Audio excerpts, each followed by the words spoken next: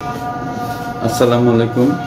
ইদানিং আমাদের কাছে অনেক রুগী আসতেছেন অনেক তীব্র চুলকানি নিয়ে। তো এত চুলকানি যে এটা সে আর সহ্য করতে পারতেছে না। তো এর জন্য আসলে ইমার্জেন্সি ট্রিটমেন্টের প্রয়োজন। তাহলে ইমার্জেন্সি ট্রিটমেন্টটা কী দেবেন? এটা সাধারণত হসপিটালে দেওয়া হয় বা কখনো কখনো ডাক্তারের তত্ত্বাবধানে দেওয়া যেতে পারে। তবে অবশ্যই ইমার্জেন্সি ট্রিটমেন্ট একজন ডাক্তারের তত্ত্বাবধানে দিতে হবে। তো যেটা বলছিলাম যে তীব্র চুলকানির পিছনে অনেক কারণ থাকে। যদি আপনার ফাঙ্গাল ইনফেকশনের জন্য তীব্র চুলকানি হয় তাহলে ফাঙ্গাল ইনফেকশনের ওষুধ দিতে হবে।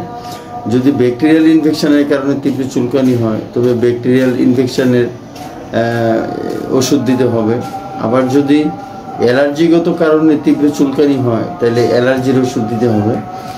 তো এখন যেই কথাটা হচ্ছে যে জেনারেলি মানে চুলকানিটাকে দমন করার জন্য, রুগীকে সেভ করার জন্য ডক্টরগণ সাধারণত কী চিকিৎসা দিয়ে থাকেন।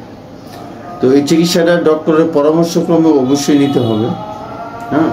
তো সাধারণত ডক্টরগণ এই ইমার্জেন্সি ক্ষেত্রে মাংসপেশিতে প্রাপ্তবয়স্ক যারা আছেন তাদের জন্য যে এভিল ইনজেকশন সাধারণত দিয়ে থাকেন, নতুবা মাংসপেশিতে হাইড্রোকোর্টিসন ইনজেকশন দিয়ে থাকেন, যেটাকে আমরা কর্ষণ ইনজেকশন বলি।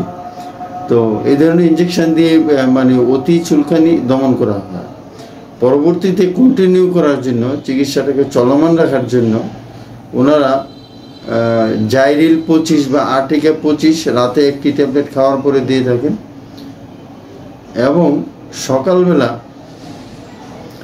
বিলিস্টার 20 কিংবা বিলাস্টিন 20, বিলাস্টিন গ্রুপের একটি অ্যান্টিহিস্টামিন সকালবেলা দিয়ে থাকেন। এইভাবে কয়েকদিন চিকিৎসাটা কন্টিনিউ করে থাকেন। ইনজেকশন সাধারণত একটি দিয়ে থাকেন। তো এইভাবে যদি আসলে মানে ডাক্তারের তত্ত্বাবধানে তীব্র চুলকানির জন্য চিকিৎসা করা হয় তো সাধারণত রোগী সুস্থ হয়ে যায় এবং পরবর্তীতে ডাক্তার যা কিছু করণীয় সেটা ব্যবস্থা করে। থ্যাংক ইউ এভরিবডি, সবাই ভালো থাকবেন।